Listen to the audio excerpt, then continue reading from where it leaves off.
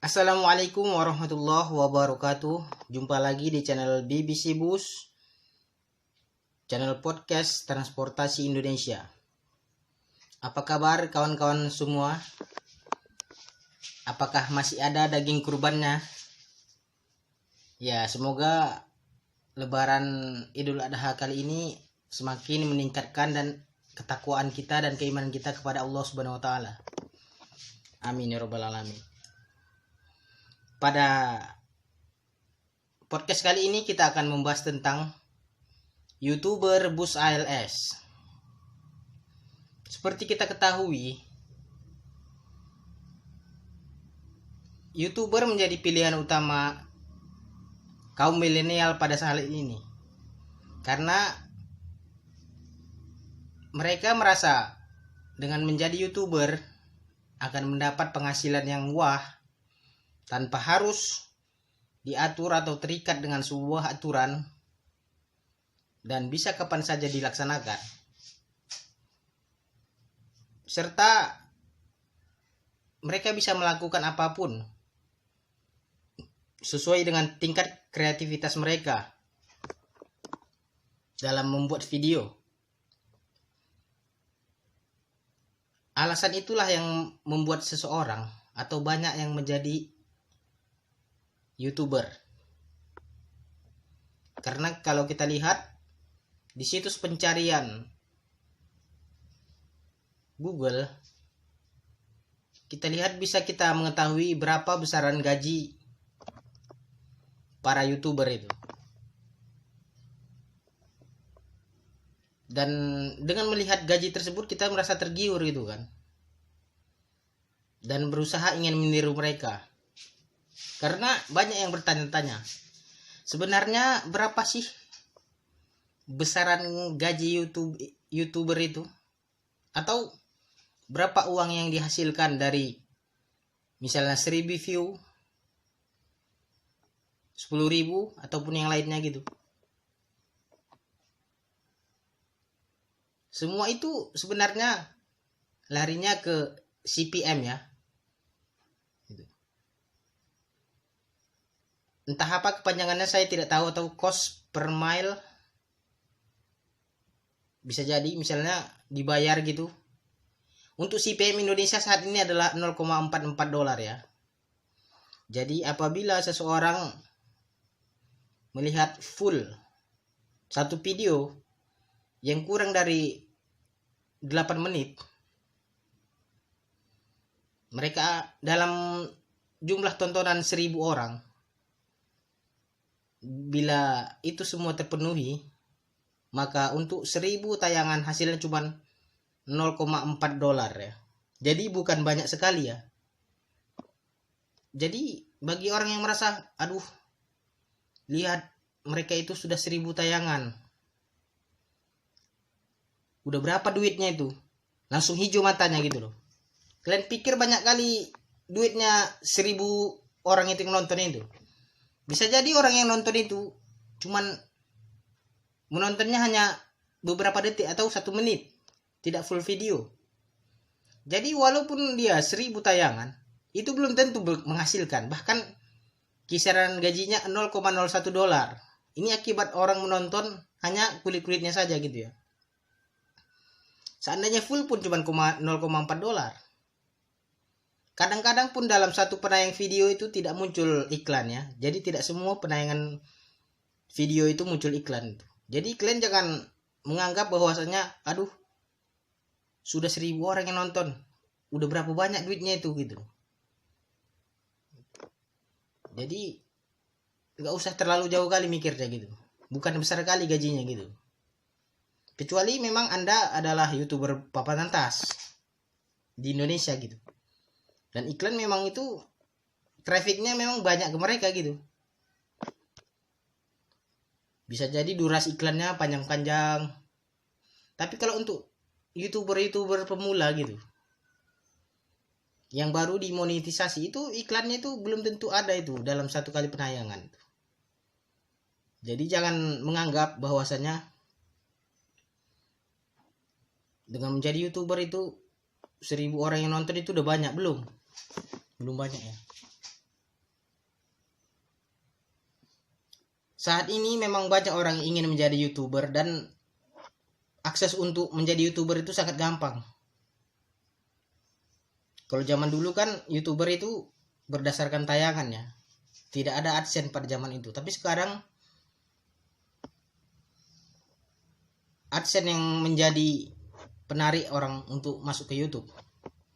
Dan pada saat zaman dulu menjadi YouTuber itu sangat gampang ya, tidak perlu 4.000 jam tayang, 4.000 jam tayang, atau 1.000 subscriber.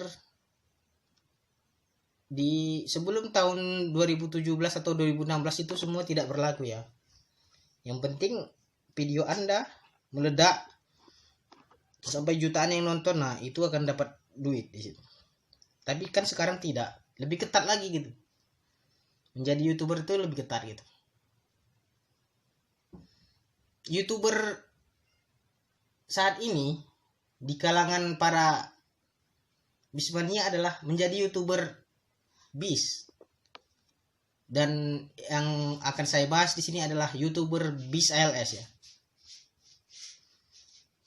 Kenapa saya bahas di sini tentang YouTuber bus ALS? Karena bus ALS memiliki daya tarik tersendiri bagi para penggemarnya. Rata-rata penayangan dari video bus ALS itu banyak menonton itu umur antara 34 sampai 40 tahun ya. Ataupun umur sekitar 20 sampai 34 tahun. Disitulah range yang banyak menonton bus ALS. Di bawah itu sangat sedikit sekali. Jadi tidak bukan menjadi hal yang menarik bagi anak-anak untuk menggemari bus ALS ya. Hanya sedikit sekali. Tapi yang paling banyak range-nya di umur 34 sampai 40 tahun. Karena memang bus ALS ini bus yang melegenda dari zaman dahulu. Mungkin pada generasi dahulu ya yang belum ada internet segala macam gitu kan. Yang tinggalnya di pinggir jalan gitu, yang tiap hari mereka melihat bus ALS berlalu lalang gitu. Mereka sudah melihatnya itu dari kecil hingga sampai berumur misalnya 40 tahun gitu. Jadi mereka setiap melihat bus ALS yang lewat atau setiap melihat tayangan bus ALS yang ada di YouTube, dikala mereka di perantauan, di saat di tempat perantauannya tersebut tidak dijumpai bus ALS, maka mereka akan senang dan nostalgia masa kecil mereka itu berulang kembali. Inilah yang menjadikan orang banyak tergiur untuk menjadi YouTuber bus ALS. Karena bus ALS memang penggemarnya banyak gitu. Dan kalau dilihat statistiknya memang orang dewasa gitu. Cuman tidak semudah itu menjadi YouTuber ya, YouTuber bus lagi. Kita harus selektif PO gitu, PO bus gitu. Bus mana yang paling banyak kita tampilkan gitu kan.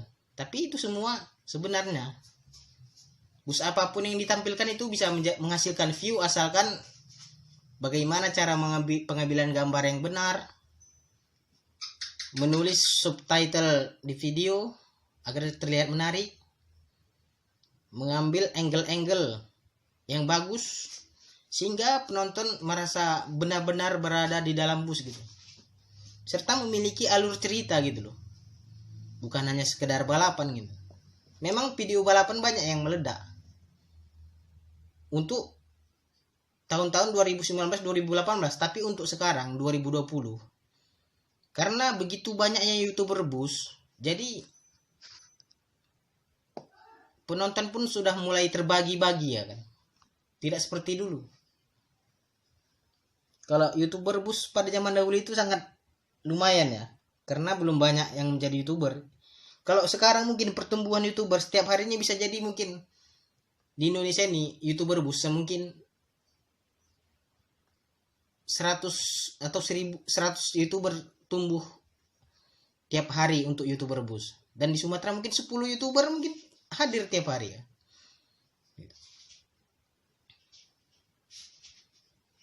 Biasanya YouTuber bus ALS ini ada dua macam gitu. Yang pertama memang YouTuber bus yang memang dia dari dahulu sudah memulai gitu kan. dengan video sendiri gitu, perjalanannya gitu dibuat.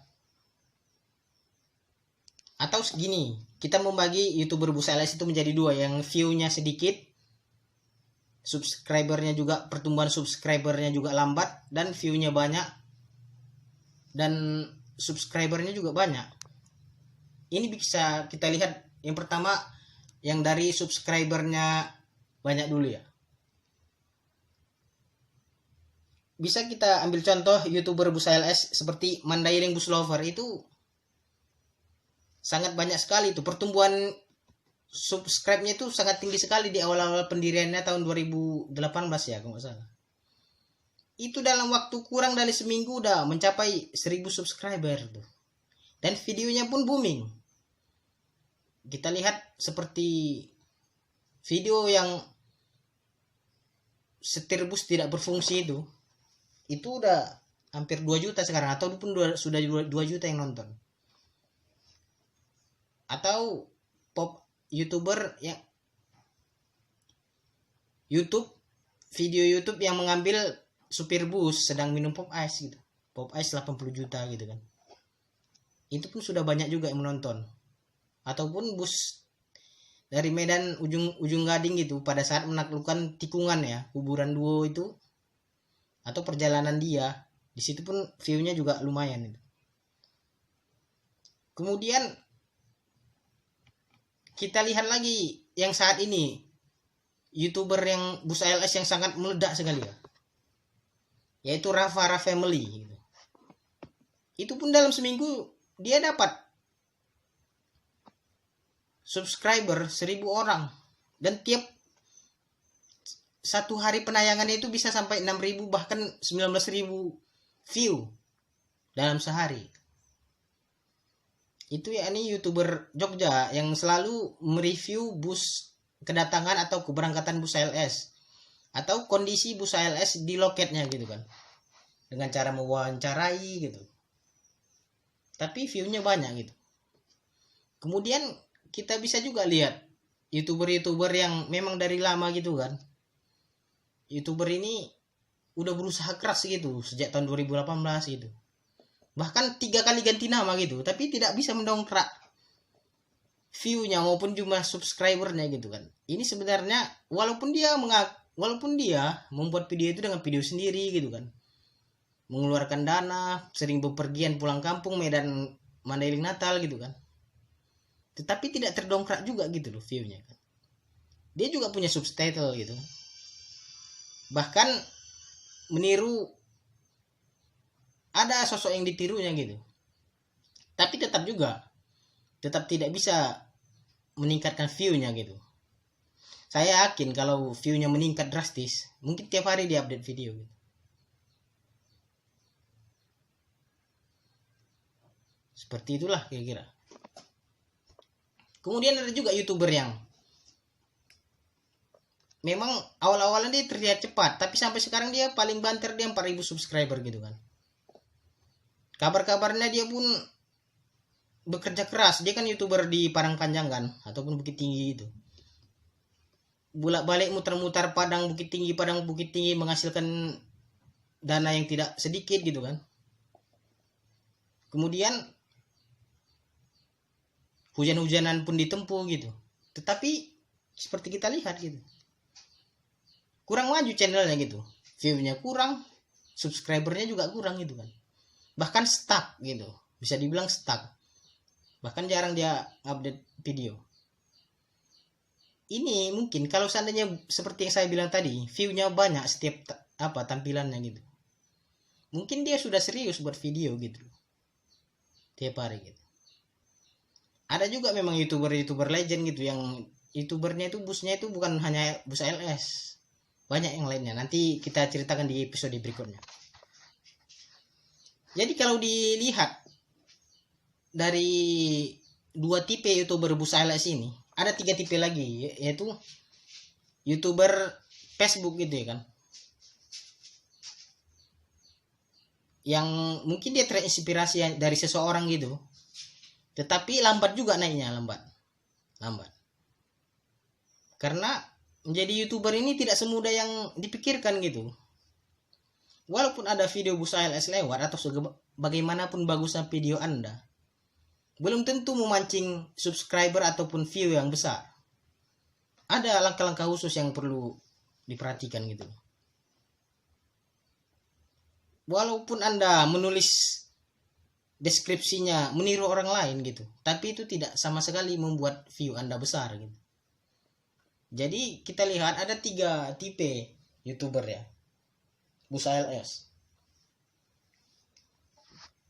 Kenapa view bus ALS itu bisa besar? Ini saya coba menganalisa dari YouTuber Mandailing Bus Channel ya. Saya awal-awalnya berpikir kan di foto profilnya itu kan banyak para anggotanya kan, Mandailing Bus Lover kan, entah ada beberapa orang itu. Saya berpikir kenapa kok bisa cepat, mungkin anggota Mandailing Bus Lover ini banyak gitu kan, sampai ribuan gitu seluruh Indonesia kan. Jadi dengan adanya akun YouTube Mandailing Bus Channel itu, peserta itu wajib gitu, wajib subscribe gitu. Jadi subscribe-nya naik. Dan nonton, mereka pun militan, pikir saya seperti itu kan, militan, menonton, mensubscribe gitu. Dan saya juga berpikir dulu akun itu dimiliki oleh beberapa orang gitu kan, atau bekerja sama, atau banyak kontributornya, sehingga video itu YouTuber itu mengirimkan video kepada dia gitu, kontributornya gitu. Saya pikir seperti itu gitu. Ternyata dimiliki oleh 1 orang saja, tapi dia memang view-nya lumayan banyak gitu kan, dan booming gitu, setiap bikin video booming gitu. Cuman ada satu kesayangannya, yakni dengan mencantumkan musik di videonya yang juga terkena copyright. Mungkin mereka bagi hasil antara keduanya gitu.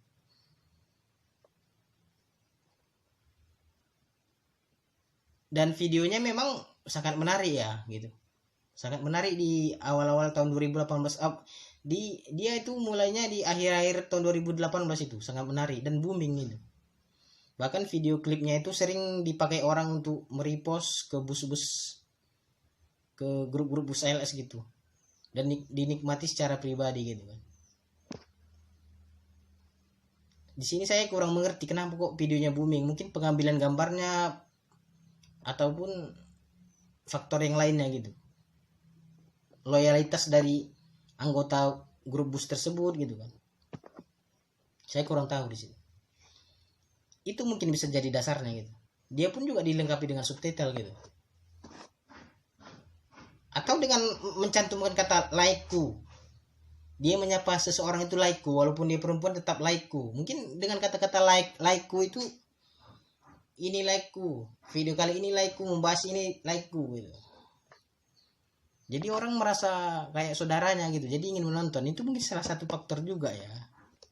Atau kemudian kita lihat thumbnailnya cukup menarik gitu, misalnya supir minum pop ice gitu kan, atau kita lihat supir berwajah serius memegang setir, dikasih tanah panah, setir tidak berfungsi, seperti itu. Itu mungkin menyebabkan view-nya banyak.